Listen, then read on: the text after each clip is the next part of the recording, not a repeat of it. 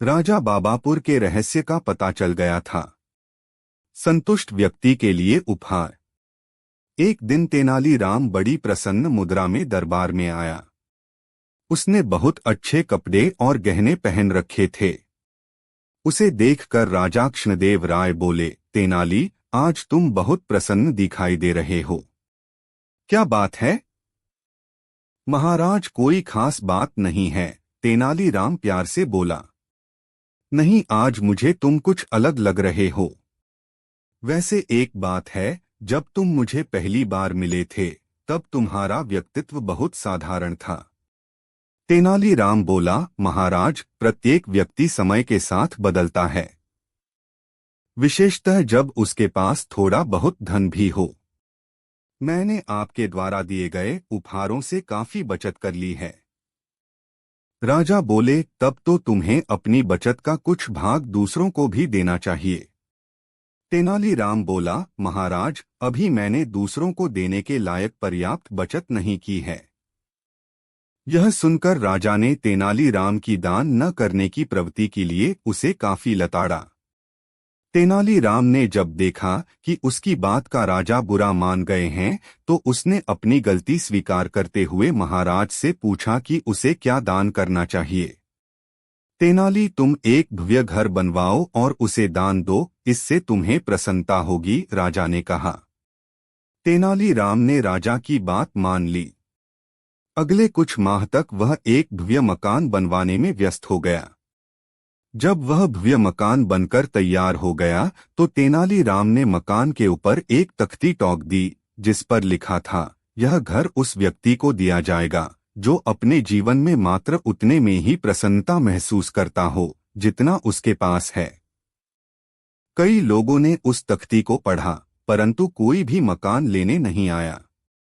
एक बार एक निर्धन व्यक्ति को उस घर के बारे में पता चला। उसने सोचा कि क्यों न वह उस मकान को प्राप्त करने की कोशिश करे। यह सोचकर वह तेनाली के घर पहुंचा। उसने बाहर लगी तख्ती को बार बार पढ़ा। उसने सोचा कि लोग कितने मूर्ख हैं जो इस मकान को लेने नहीं आ रहे। वह घर में गया और बोल, श्रीमान, मैंने घर के बाहर टंगी तख्ती को पढ़ा है।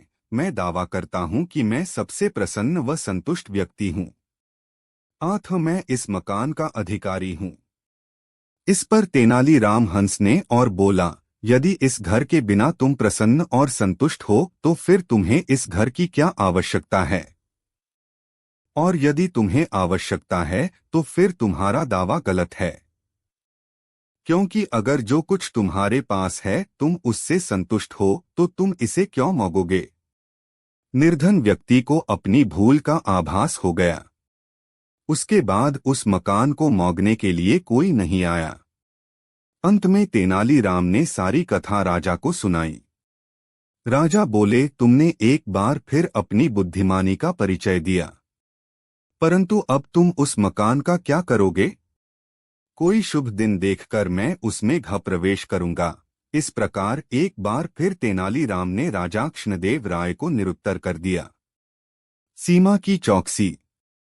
विजयनगर में पिछले कई दिनों से तोड़फोड़ की घटनाएं बढ़ती जा रही थीं। राजा कृष्णदेव राय इन घटनाओं से काफी चिंतित हो उठे।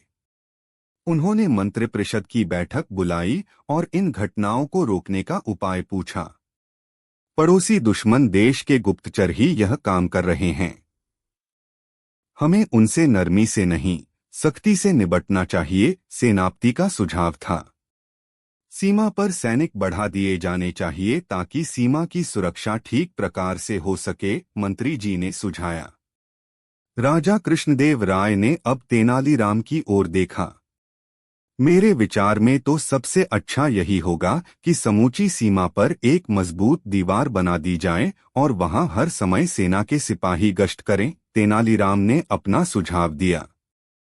मंत्री जी के विरोध के बावजूद राजा कृष्णदेव राय ने तेनालीराम का यह सुझाव सहर्ष मान लिया। सीमा पर दीवार बनवाने का काम दिनों की मेहनत भी बेकार नहीं जाने देना चाहता था। बहुत सोच विचार कर चित्रकार तेनालीराम के पास पहुंचा और अपनी समस्या उनसे कह सुनाई। कुछ समय सोचने के बाद तेनालीराम ने कहा, कल तुम उसके पास एक शीशा लेकर जाओ और कहो कि आपकी बिल्कुल असली तस्वीर लेकर आया हूं। अच्छी तरह मिलाकर देख लीजिए, कहीं कोई अंतर आपको नहीं मिलेगा। बस फिर अपना काम हुआ ही समझो। अगले दिन चित्रकार ने ऐसा ही किया। वह शीशा लेकर सेठ के यहाँ पहुंचा और उसके सामने रख दिया। लीजिए सेठ जी, आपका बिल्कुल सही चित्र। गलती की इसमें जरा भी गुंजाइश नहीं है। चित्रकार ने अपनी मुस्कुराहट पर काबू पाते हुए कहा। लेकिन यह तो शीशा है, सेठ ने झुंझलाते हुए कहा। आपकी असली सूरत शीशे के अलावा बना भी कौन सकता है। जल्दी से मेरे चित्रों का मूल्य 1000 स्वर्ण मुद्राएं निकालिए, चित्रकार बोला। सेठ समझ गया कि यह सब तेनालीराम की सूझबूझ का परिणाम है। उसने तुरंत 1000 स्वर्ण मुद्राएं चित्रकार को दे दी। तेनालीराम ने जब यह घटना महाराज कृष्णदेव राय को बताई तो वह खूब हंसे। तेनालीराम और चोटी का किस्सा। एक दिन बातों बातों में राजा कृष्णदेव राय ने तेनालीराम से पूछा, अच्छा यह बताओ कि किस प्रकार के लोग सबसे अधिक मूर्ख होते हैं और किस प्रकार के सबसे अधिक सयाने। तेनालीराम ने तुरंत उत्तर दिया, महाराज, ब्राह्मण सबसे अधिक मूर्ख और व्यापारी सबसे अधिक सयाने होते हैं। ऐसा कैसे हो सकता है, राजा ने कहा। मैं यह बात साबित कर सकता हूं, तेनालीराम ने कहा। कैसे, राजा ने पूछा। अभी जान जाएंगे आप। जरा राजगुरु को बुलवाइए। राजगुरु को बुलवाया गया। तेनालीराम ने कहा, महाराज, अब मैं अपनी बात साबित करूंगा, लेकिन इस काम में आप दखल नहीं देंगे। आप यह वचन दें, तभी मैं काम आरंभ करूंगा। राजा ने तेनालीराम की बात मान ली। तेनालीराम ने आदरपूर्वक राजगुरु से कहा, राजगुरु जी, महाराज को आपकी चोटी की आवश्यकता है। इसके बदले आपको मुहमांगा इनाम दिया जाएगा। राजगुरु को काटो तो खून नहीं। वर्षों से पाली गई प्यारी चोटी को कैसे कटवा दें? लेकिन राजा की आज्ञा कैसे टाली जा सकती थी? उसने कहा, तेनालीराम जी, मैं इसे कैसे दे सकता हूं? राजगुरु जी, आपने जीवन भर महाराज का नमक खाया है। चोटी कोई ऐसी वस्तु तो है नहीं जो फिर न आ सके। फिर महाराज मुहमांगा इनाम भी दे रहे हैं। राजगुरु मन ही मन समझ गया कि यह तेनालीराम की चाल है। तेनालीराम ने पूछा, राजगुरु जी, आपको चोटी के बदले क्या इनाम चाहिए? राजगुरु ने कहा, 5 स्वर्ण मुद्राएं बहुत होंगी। 5 स्वर्ण मुद्राएं राजगुरु को दे दी गई और नाई को बुलावाकर राजगुरु की चोटी कटवा दी गई। अब तेनालीराम ने नगर के सबसे प्रसिद्ध व्यापारी को बुलवाया। तेनालीराम ने व्यापारी से कहा, महाराज को तुम्हारी चोटी की आवश्यकता है। सब कुछ महाराज का ही तो है, जब चाहे ले लें, लेकिन बस इतना ध्यान रखें कि मैं एक गरीब आदमी हूं। व्यापारी ने कहा, तुम्हें तुम्हारी चोटी का मुहमांगा दाम दिया जाएगा। तेनालीराम ने कहा, सब आपकी कृपा है। लेकिन व्यापारी ने कहा, क्या कहना चाहते हो तुम? तेनालीराम ने पूछा। जी, बात यह है कि जब मैंने अपनी बेटी का विवाह किया था तो अपनी चोटी की लाज रखने के लिए मैंने पूरी 5000 स्वर्ण मुद्राएं खर्च की थीं। पिछले साल मेरे पिता की मौत हुई, तब भी इसी कारण 5000 स्वर्ण मुद्राओं का खर्च हुआ और अपनी इसी प्यारी दुलारी चोटी के कारण बाजार से कम 5000 स्वर्ण मुद्राओं का उधार मिल जाता है। अपनी चोटी पर हाथ फेरते हुए व्यापारी ने कहा, इस तरह तुम्हारी चोटी का मूल्य 15000 स्वर्ण मुद्राएं हुआ। ठीक है, यह मूल्य तुम्हें दे दिया जाएगा। 15000 स्वर्ण मुद्राएं व्यापारी को दे दी गईं। व्यापारी चोटी मुड़वाने बैठा। जैसे ही नाई ने चोटी पर उस्तरा रखा, व्यापारी कड़क कर बोला, संभल कर नाई के बच्चे। जानता नहीं, यह महाराज कृष्णदेव राय की चोटी है। राजा ने सुना तो आग बबूला हो गया। इस व्यापारी की यह मजाल कि हमारा अपमान करे। उन्होंने कहा, धक्के मारकर निकाल दो इस सिरफिरे को। व्यापारी 15,000 स्वर्ण मुद्राओं की थैली को लेकर वहां से भाग निकला। कुछ देर बाद तेनालीराम ने कहा, आपने देखा महाराज, राजगुरु ने तो 5 स्वर्ण मुद्राएं लेकर अपनी चोटी मुड़वा ली। व्यापारी 15,000 स्वर्ण मुद्राएं भी ले गया और चोटी भी बचा ली। आप ही कहिए, ब्राह्मण सयाना हुआ कि व्यापारी? राजा ने कहा, सचमुच तुम्हारी बात ठीक निकली। तेनालीराम और लाल मोर। विजयनगर के राजा कृष्णदेव राय को अनोखी चीजों को जमा करने का बहुत शौक था। हर दरबारी उन्हें खुश करने के लिए ऐसी ही चीजों की खोज में लगे रहते थे ताकि राजा को खुश कर उनसे मोटी रकम वसूल सके। एक बार कृष्णदेव राय के दरबार में एक दरबारी ने एक मोर को लाल रंग में रंग कर पेश किया और कहा, महाराज, इस लाल मोर को मैंने बहुत मुश्किल से मध्य प्रदेश के घने जंगलों से आपके लिए पकड़ा है। राजा ने बहुत गौर से मोर को देखा। उन्होंने लाल मोर कहीं नहीं देखा था। राजा बहुत खुश हुए। उन्होंने कहा, वास्तव में आपने अद्भुत चीज लाई है। आप बताएं, इस मोर को लाने में कितना खर्च पड़ा? दरबारी अपनी प्रशंसा सुनकर आगे की चाल के बारे में सोचने लगा। उसने कहा, मुझे इस मोर को खोजने में करीब 25,000 रुपये खर्च करने पड़े। राजा ने 30,000 रुपये के साथ 5,000 पुरस्कार राशि की भी घोषणा की। राजा की घोषणा सुनकर एक दरबारी तेनालीराम की तरफ देखकर मुस्कराने लगा। तेनालीराम उसकी कुटिल मुस्कुराहट देखकर समझ गए कि यह जरूर उस दरबारी की चाल है। वह जानते थे कि लाल रंग का मोर कहीं नहीं होता। बस फिर क्या था, तेनालीराम उस रंग विशेषज्ञ की तलाश में जुट गए। दूसरे ही दिन उन्होंने उस चित्रकार को खोज निकाला। वे उसके पास 4 मोर लेकर गए और उन्हें रंगवाकर राजा के सामने पेश किया। बिल्ली के लिए गाय। एक बार की बात है, बहुत सारे चूहों ने विजयनगर के लोगों को परेशान कर रखा था। चूहों से छुटकारा पाने की बहुत कोशिशें की गई। अंत में इस समस्या के हल के लिए राजा ने घोषणा की कि चूहों को पकड़ने के लिए प्रत्येक परिवार को एक-एक बिल्ली दी जाएगी। बिल्ली की देखरेख का बोझ लोगों पर न पड़े, इसलिए प्रत्येक घर को एक-एक गाय भी दी जाएगी, जिससे कि उस गाय का दूध बिल्लियों को पिलाया जा सके।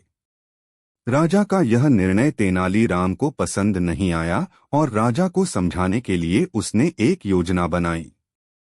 तेनालीराम अपनी बिल्ली को पीने के लिए प्रतिदिन गर्म दूध देता। बिल्ली जैसे ही दूध पीती उसकी जीभ बुरी तरह जल जाती। इसलिए बिल्ली ने धीरे धीरे दूध पीना ही छोड़ दिए। एक दिन राजा बिल्लियों का निरीक्षण करने के लिए शहर गए। राजा ने देख कि सभी घरों की बिल्लियां तो स्वस्थ हैं, परंतु तेनालीराम की बिल्ली बहुत दुर्बल व पतली है। पूछने पर तेनालीराम बोला, यह बिल्ली दूध ही नहीं पीती। तेनालीराम की बात की सत्यता जांचने के लिए राजा के कहने पर बिल्ली को दूध दिया गया, परंतु सदा की तरह अपनी जली जीभ की याद आते ही वह दूध देख तुरंत भाग गई। राजा समझ गए कि अवश्य ही इसमें तेनालीराम की कोई चाल है। इससे अवश्य ही कुछ ऐसा किया है जिससे कि बिल्ली दूध को देखते ही भाग जाती है। वह क्रोधित होकर अपने सैनिकों से बोले, तेनाली को 100 कोड़े मारे जाएं।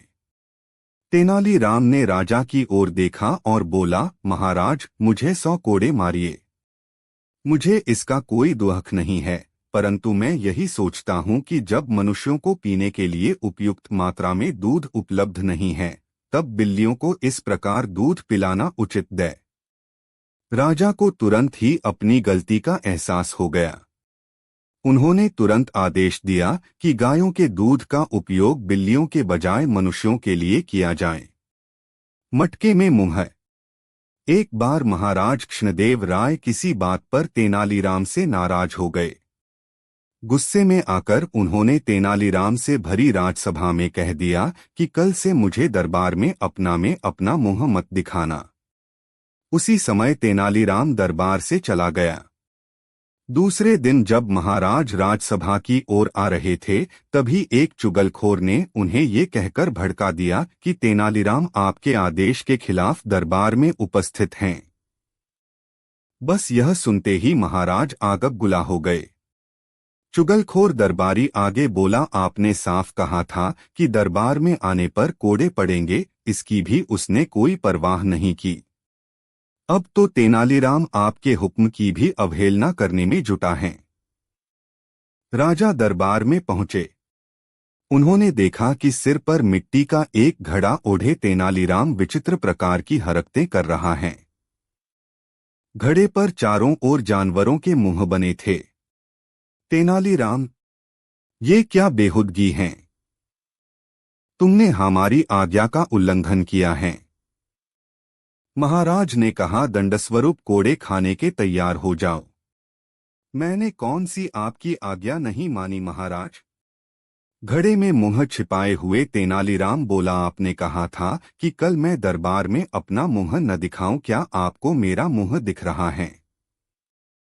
हे भगवान, कहीं कुंभार ने फुटा घड़ा तो नहीं दे दिया?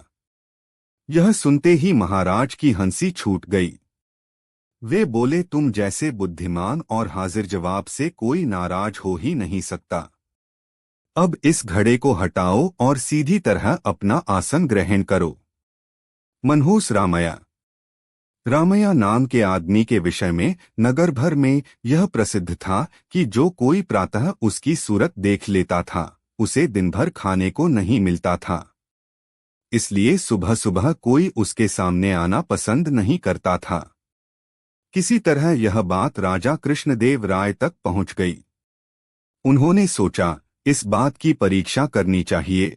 उन्होंने रामैया को बुलवाकर रात को अपने साथ के कक्ष में सुला दिया और दूसरे दिन प्रातः उठने पर सबसे पहले उसकी सूरत देखी।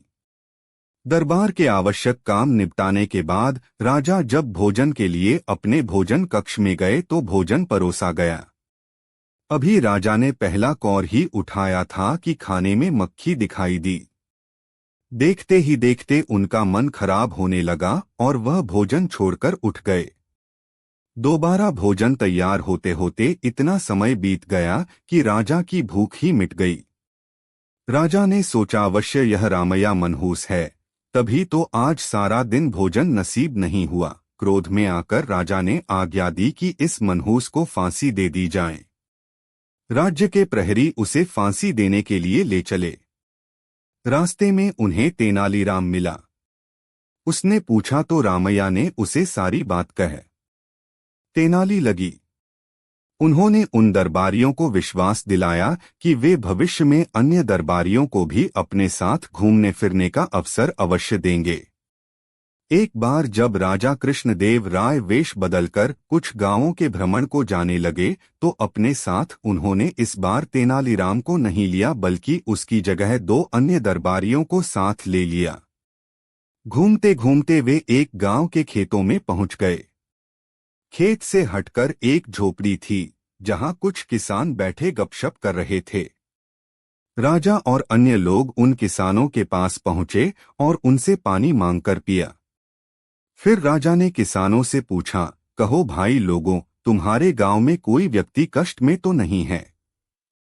अपने राजा से कोई असंतुष्ट तो नहीं है? इन प्रश्नों को सुनकर गांव वालों को लगा कि वे लोग अवश्य ही राज्य के कोई अधिकारीगण हैं। वे बोले, महाशय, हमारे गांव में खूब शांति है, चैन है। सब लोग सुखी हैं। दिन भर कड़ी मेहनत करके अपना कामकाज करते हैं और रात को सुख की नींद सोते हैं। किसी को कोई दुख नहीं है। राजा कृष्णदेव राय अपनी प्रजा को अपनी संतान की तरह प्यार करते हैं, इसलिए राजा से असंतुष्ट होने का सवाल ही नहीं पैदा होता। इस गांव के लोग राजा को कैसा समझते हैं? राजा ने एक और प्रश्न किया। राजा के इस सवाल पर एक बूढ़ा किसान उठा और ईख के खेत में से एक मोटा सा गन्ना तोड़ लाया। उस गन्ने को राजा को दिखाता हुआ वह बूढ़ा किसान बोला, श्रीमान जी, हमारे राजा कृष्णदेव राय बिल्कुल इस गन्ने जैसे हैं। अपनी तुलना एक गन्ने से होती देख राजा कृष्णदेव राय सकपका गए।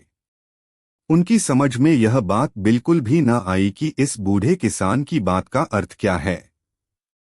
उनकी यह भी समझ में न आया कि इस गांव के रहने वाले अपने राजा के प्रति क्या विचार रखते हैं।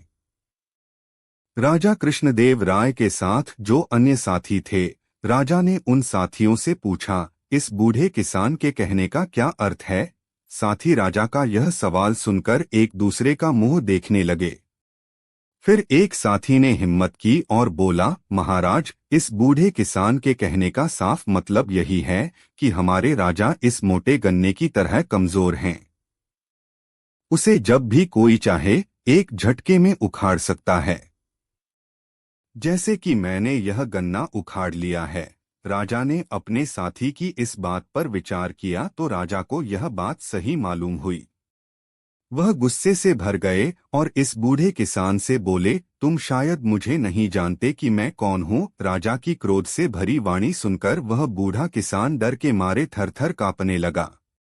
तभी झोंपड़ी में से एक अन्य बूढ़ा उठ खड़ा हुआ और बड़े नम्र स्वर में बोला, महाराज, हम आपको अच्छी तरह जान गए हैं, पहचान गए हैं, लेकिन हमें दुख इस बात का है कि आपके साथी ही आपके असली रूप को नहीं जानते। मेरे साथी किसान के कहने का मतलब यह है कि हमारे महाराज अपनी प्रजा के लिए तो गन्ने के समान कोमल और रसीले हैं, किंतु दुष्टों और अपने दुश्मनों के लिए महानतम कठोर भी। उस बूढ़े ने एक कुत्ते पर गन्ने का प्रहार करते हुए अपनी बात पूरी की। इतना कहने के साथ ही उस बूढ़े ने अपना लबादा उतार फेंका और अपनी नकली दाढ़ी मूछें उतारने लगा। उसे देखते ही राजा चौंक पड़े। तेनालीराम, तुमने यहां भी हमारा पीछा नहीं छोड़ा। तुम लोगों का पीछा कैसे छोड़ता भाई? अगर मैं पीछा न करता तो तुम इन सरल हृदय किसानों को मौत के घाट ही उतरवा देते। महाराज के दिल में क्रोध का ज्वार पैदा करते सो अलग। तुम ठीक ही कह रहे हो तेनालीराम। मूर्खों का साथ हमेशा दुखदायी होता है। भविष्य में मैं कभी तुम्हारे अलावा किसी और को साथ नहीं रखा करूंगा। उन सब की आपस की बातचीत से गांव वालों को पता चल ही गया था कि उनकी झोंपड़ी पर स्वयं महाराज पधारे हैं और भेष बदलकर पहले से उनके बीच बैठा हुआ आदमी ही तेनालीराम है, तो वे उनके स्वागत के लिए दौड़ पड़े। कोई चारपाई उठवा कर लाया तो कोई गन्ने का ताजा रस निकाल कर ले आया। गांव वालों ने बड़े ही मन से अपने मेहमानों का स्वागत किया, उनकी आवभगत की। राजा कृष्णदेव राय उन ग्रामवासियों का प्यार देखकर आत्मविभोर हो गए। तेनालीराम की चोट से आहत हुए दरबारी मुंह लटकाए हुए जमीन कुरेदते रहे और तेनालीराम मंद मंद मुस्करा रहे थे। मौत की सजा। बीजापुर के सुल्तान इस्माइल आदिल शाह को डर था कि राजा कृष्णदेव राय अपने प्रदेश रायचूर और मदकल को वापस लेने के लिए हम पर हमला करेंगे। उसने सुन रखा था कि वैसे राजा ने अपनी वीरता से कोडीवडु, कोंडपल्ली, उद्यगिरी, श्रीरंगपत्तिनम, उमत्तूर और शिवसमुद्रम को जीत लिया था। सुल्तान ने सोचा कि इन दो नगरों को बचाने का एक ही उपाय है कि राजा कृष्णदेव राय की हत्या करवा दी जाए। उसने बड़े इनाम का लालच देकर तेनालीराम के पुराने सहपाठी और उसके मामा के संबंधी कनकराजू को इस काम के लिए राजी कर लिया। कनकराजू तेनालीराम के घर पहुंचा। तेनालीराम ने अपने मित्र का खुले दिल से स्वागत किया, उसकी खूब आवभगत की और अपने घर में उसे ठहराया। एक दिन जब तेनालीराम काम से कहीं बाहर गया हुआ था, कनकराजू ने राजा को तेनालीराम की तरफ से संदेश भेजा, आप इसी समय मेरे घर आए तो आपको ऐसी अनोखी बात दिखाऊं जो आपने जीवन भर न देखी हो। राजा बिना किसी हथियार के तेनालीराम के घर पहुंचे। अचानक कनकराजू ने छुरे से उन पर वार कर दिया। इससे पहले कि छुरे का वार राजा को लगता, उन्होंने कसकर उसकी कलाई पकड़ ली। उसी समय राजा के अंगरक्षकों के सरदार ने कनकराजू को पकड़ लिया और वहीं उसे ढेर कर दिया। कानून के अनुसार राजा को मारने की कोशिश करने वाले को जो व्यक्ति आश्रय देता था, उसे मृत्युदंड दिया जाता था। तेनालीराम को भी मृत्युदंड सुनाया गया। उसने राजा से दया की प्रार्थना की। राजा ने कहा, मैं राज्य के नियम के विरुद्ध जाकर तुम्हें क्षमा नहीं कर सकता। तुमने उस दुष्ट को अपने यहाँ आश्रय दिया। तुम कैसे मुझसे क्षमा की आशा कर सकते हो? हाँ, यह हो सकता है कि तुम स्वयं फैसला कर लो तुम्हें किस प्रकार की मृत्यु चाहिए। मुझे बुढ़ापे की मृत्यु चाहिए, महाराज, तेनालीराम ने कहा। सभी आश्चर्यचकित थे। राजा हंसकर बोले, इस बार भी बच निकले तेनालीराम। रंग बिरंगी मिठाइयाँ। बसंत तो छाई हुई थी। राजा कृष्णदेव राय बहुत ही प्रसन्न थे। वे तेनालीराम के साथ बाग में टहल रहे थे। वे चाह रहे थे कि एक ऐसा उत्सव मनाया जाए जिसमें उनके राज्य के सारे लोग सम्मिलित हों। पूरा राज्य उत्सव के आनंद में डूब जाए। इस विषय में वह तेनालीराम से भी राय लेना चाहते थे। तेनालीराम ने राजा की इस सोच की प्रशंसा की और इस प्रकार विजयनगर में राष्ट्रीय उत्सव मनाने का आदेश दिया गया। शीघ्र ही नगर को स्वच्छ करवा दिया गया। सड़कों व इमारतों पर रोशनी की गई। पूरे नगर को फूलों से सजाया गया। सारे नगर में उत्सव का वातावरण था। इसके बाद राजा ने घोषणा की कि राष्ट्रीय उत्सव को मनाने के लिए मिठाइयों की दुकानों पर रंग-बिरंगी मिठाइयाँ बेची जाएं। घोषणा के बाद मिठाई की दुकान वाले मिठाइयाँ बनाने में व्यस्त हो गए। कई दिनों से तेनालीराम दरबार में नहीं आ रहा था। राजा ने तेनालीराम को ढूंढने के लिए सिपाहियों को भेजा, परंतु वे भी तेनालीराम को नहीं ढूंढ पाए। उन्होंने राजा को इस विषय में सूचित किया। इससे राजा और भी अधिक चिंतित हो गए। उन्होंने तेनालीराम को सतर्कतापूर्वक ढूंढने का आदेश दिया। कुछ दिन बाद सैनिकों ने तेनालीराम को ढूंढ निकाला। वापस आकर वे राजा से बोले, महाराज, तेनालीराम ने कपड़ों की रंगाई की दुकान खोली है तथा वह सारा दिन आपने इसी काम में व्यस्त रहता है। जब हमने उसे अपने साथ आने को कहा तो उसने आने से मना कर दिया। यह सुनकर राजा क्रोधित हो गए। वह सैनिकों से बोले, मैं तुम्हें आदेश देता हूं कि तेनालीराम को जल्दी से जल्दी पकड़कर यहाँ ले आओ। यदि वह तुम्हारे साथ न आए तो उसे बलपूर्वक लेकर आओ। राजा के आदेश का पालन करते हुए सैनिक तेनालीराम को बलपूर्वक पकड़कर दरबार में ले आए। राजा ने पूछा, तेनाली, तुम्हें लाने के लिए जब मैंने सैनिकों को भेजा तो तुमने शाही आदेश का पालन क्यों नहीं किया तथा तुमने यह रंगरेज की दुकान क्यों? सवार होकर तालाब की ओर चल दिए। आपको बताता हूं कि यह सब क्या हो रहा है। यह नीलकेतु हमारे पड़ोसी देश का रक्षा मंत्री हैं। किले के अंदर कोई परियां नहीं है। वास्तव में इसके देश के सिपाही ही वहां परियों के रूप में छिपे हुए हैं। अपने नकली परों में उन्होंने अपने हथियार छिपाए हुए हैं। यह सब आपको घेरकर मारने की योजना है। तेनालीराम, एक बार फिर मेरे प्राणों की रक्षा के लिए तुम्हें धन्यवाद। परंतु यह बताओ कि तुम्हें यह सब पता कैसे चला? राजा बोले। तेनालीराम ने उत्तर दिया, महाराज, जब यह नीलकेतु दरबार में आया था तो इसने अपने शरीर को नीले रंग से रंगा हुआ था। परंतु यह जानकर कि विजयनगर का दरबार बुद्धिमान दरबारियों से भरा हुआ है, यह घबरा गया तथा पसीने पसीने हो गया। पसीने के कारण इसके शरीर के कई अंगों पर से नीला रंग हट गया तथा इसके शरीर का वास्तविक रंग दिखाई देने लगा। मैंने अपने सेवकों को इसका पीछा करने के लिए कहा। उन्होंने पाया कि ये सब यहाँ आपको मारने की योजना बना रहे हैं। राजा तेनालीराम की सतर्कता से प्रभावित हुए और उसे पुनः धन्यवाद दिया। पाप का प्रायश्चित। तेनालीराम ने जिस कुत्ते की दुम सीधी कर दी थी, वह बेचारा कमजोरी की वजह से 1-2 दिन में मर गया। उसके बाद अचानक तेनालीराम को जोरों का बुखार आ गया।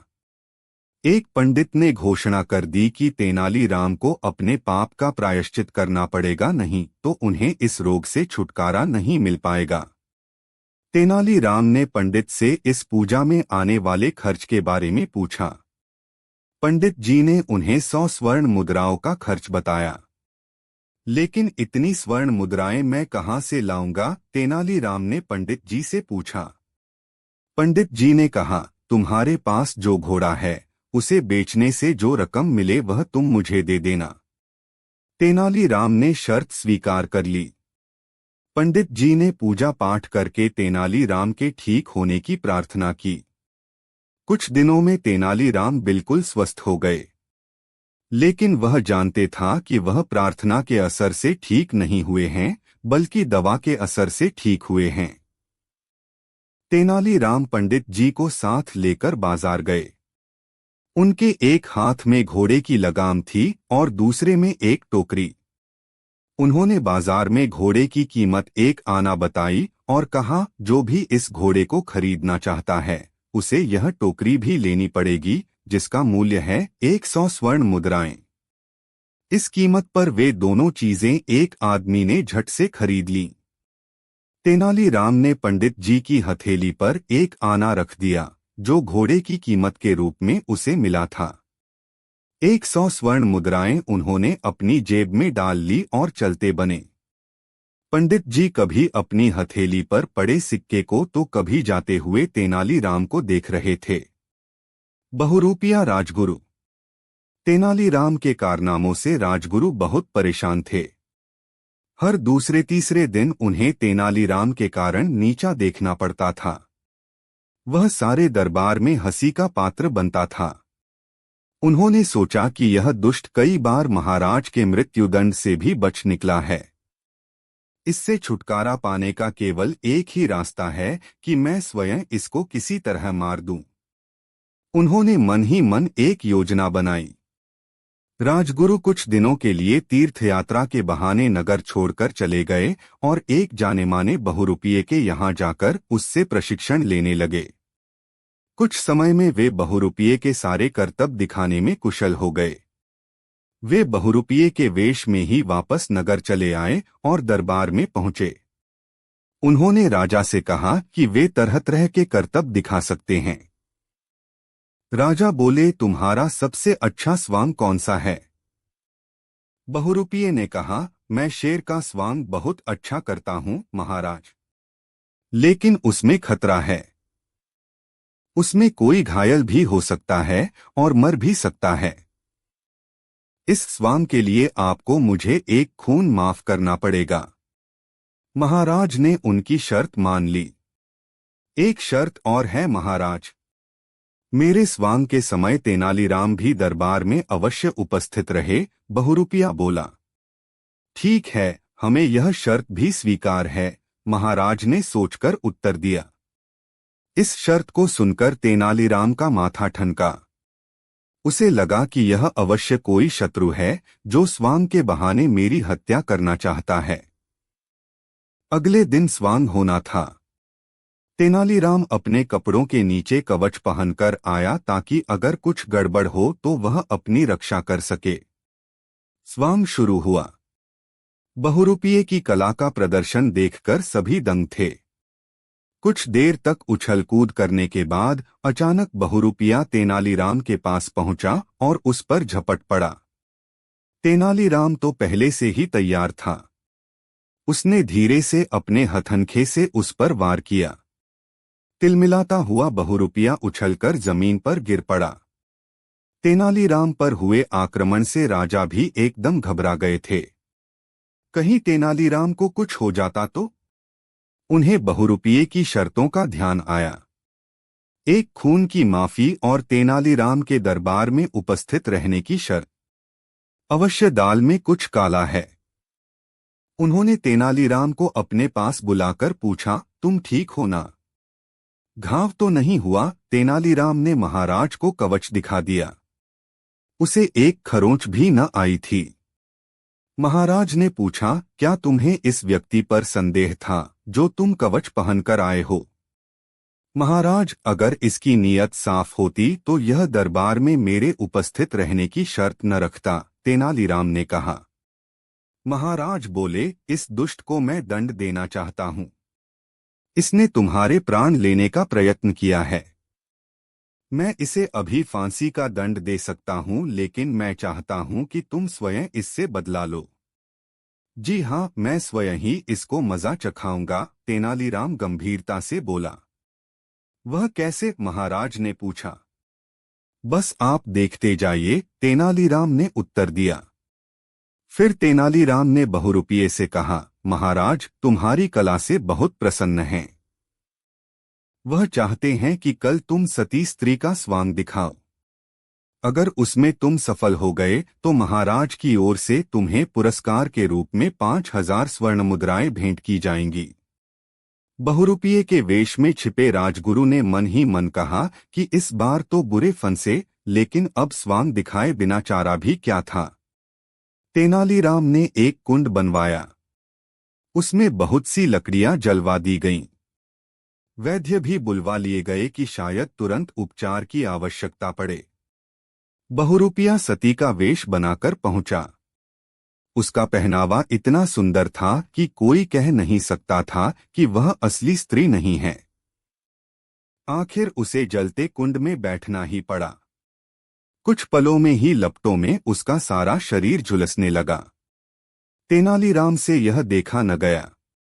उसे दया आ गई। उसने बहुरूपिये को कुंड से बाहर निकलवाया। राजगुरु ने एकदम अपना असली रूप प्रकट कर दिया और तेनालीराम से क्षमा मांगने लगे। तेनालीराम ने हंसते हुए उसे क्षमा कर दिया और उपचार के लिए वैद्यों को सौंप दिया। कुछ ही दिनों में राजगुरु स्वस्थ हो गया। उसने तेनालीराम से कहा, आज के बाद मैं कभी तुम्हारे लिए मन में शत्रुता नहीं लाऊंगा। तुम्हारी उदारता ने मुझे जीत लिया है। आज से हमें दोनों अच्छे मित्र की तरह रहेंगे। तेनालीराम ने राजगुरु को गले लगा लिया। उसके बाद तेनालीराम और राजगुरु में कभी मनमुटाव नहीं हुआ। बाबापुर की रामलीला। हर वर्ष दशहरे से पूर्व काशी की नाटक मंडली। राजा बाबापुर के रहस्य का पता चल गया था। संतुष्ट व्यक्ति के लिए उपहार। एक दिन तेनालीराम बड़ी प्रसन्न मुद्रा में दरबार में आया। उसने बहुत अच्छे कपड़े और गहने पहन रखे थे। उसे देखकर राजा कृष्णदेव राय बोले, तेनाली, आज तुम बहुत प्रसन्न दिखाई दे रहे हो। क्या बात है? महाराज, कोई खास बात नहीं है, तेनालीराम प्यार से बोला। नहीं, आज मुझे तुम कुछ अलग लग रहे हो। वैसे एक बात है, जब तुम मुझे पहली बार मिले थे तब तुम्हारा व्यक्तित्व बहुत साधारण था। तेनालीराम बोला, महाराज, प्रत्येक व्यक्ति समय के साथ बदलता है, विशेषतः जब उसके पास थोड़ा बहुत धन भी हो। मैंने आपके द्वारा दिए गए उपहारों से काफी बचत कर ली है। राजा बोले, तब तो तुम्हें अपनी बचत का कुछ भाग दूसरों को भी देना चाहिए। तेनालीराम बोला, महाराज, अभी मैंने दूसरों को देने के लायक पर्याप्त बचत नहीं की है। यह सुनकर राजा ने तेनालीराम की दान न करने की प्रवृत्ति के लिए उसे काफी लताड़ा। तेनालीराम ने जब देखा कि उसकी बात का राजा बुरा मान गए हैं तो उसने अपनी गलती स्वीकार करते हुए महाराज से पूछा कि उसे क्या दान करना चाहिए। तेनाली, तुम एक भव्य घर बनवाओ और उसे दान दो, इससे तुम्हें प्रसन्नता होगी, राजा ने कहा। तेनालीराम ने राजा की बात मान ली। अगले कुछ माह तक वह एक भव्य मकान बनवाने में व्यस्त हो गया। जब वह भव्य मकान बनकर तैयार